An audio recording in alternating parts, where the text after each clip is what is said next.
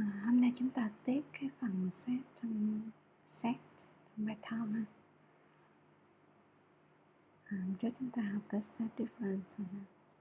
Bây giờ chúng ta sử dụng cái lệnh discard này, có nghĩa là xóa một cái phân tử.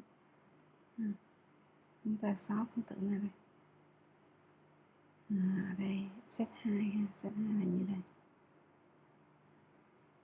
Rồi bây giờ xóa cái phân tử M 2.1 này ha. Chúng ta không thể nào mà gõ set 2 gọi số 1 vậy được. Số 1 là ứng với vị trí M2.1 này ha, đây là 01. Nhưng mà trong set nó không hiển như vậy, tại vì nó không có lưu trữ số và cái vị trí lưu trữ cái data tại vị trí như vậy. Cho nên muốn xóa cái 22.1 đó thì set 1.discard rồi M2.1 enter. Ủa? Sorry, set 2 chứ. Vậy cái set 1 nãy rồi. Gọi là set 2 rồi ha. Set 2.discard M2.1 rồi set 2 enter. Rồi xóa mất M2.1 rồi ha. Nãy mình xóa cái gì trong set 1 này. Set 1 nó có cái 45 thôi thì xóa cái M2.1 nhưng không ảnh hưởng gì, cho nên nó không báo lỗi gì hết. Rồi sau khi mà xóa bằng lệnh discard thì chúng ta học thử cái intersection return a set. Nó là giao nhau giữa hai cái set. Thì chúng ta có cái set 2 là bao nhiêu đây đúng không? Set 1 là này. Thì mình tạo ra cái set 3. Set 3 nó có gì chưa? Set 3 có đâu. Set 4 có gì chưa? Set 4 chưa có. Vậy set 4 sẽ bằng set 1 set 2 chứ. Set 2 của mình là bao nhiêu đây? Intersection với set 1 thì nó phải ra là set là 45 thôi. Set 2 chấm intersection nó là set 1. Rồi về set 4 bao nhiêu đây? Đúng rồi. Rồi ví dụ như là set 5 chẳng hạn bằng cái intersection của set 2 với lại set 3 thôi.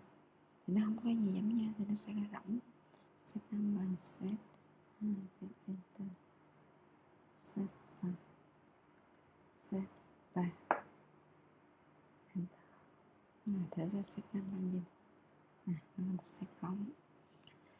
Rồi bây giờ chúng ta làm gì nè?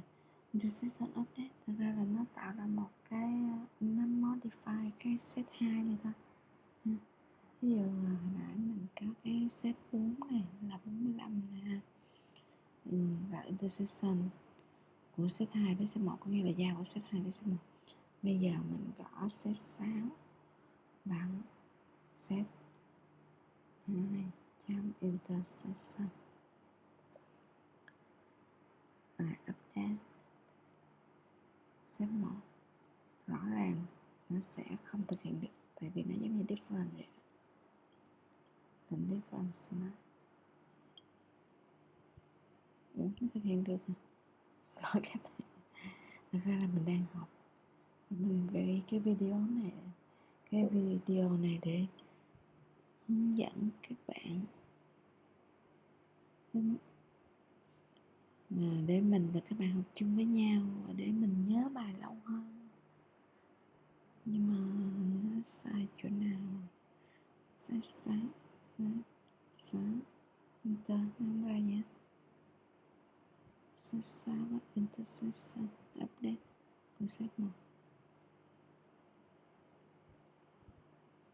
nó không ra rỗng mà nó còn không ra gì.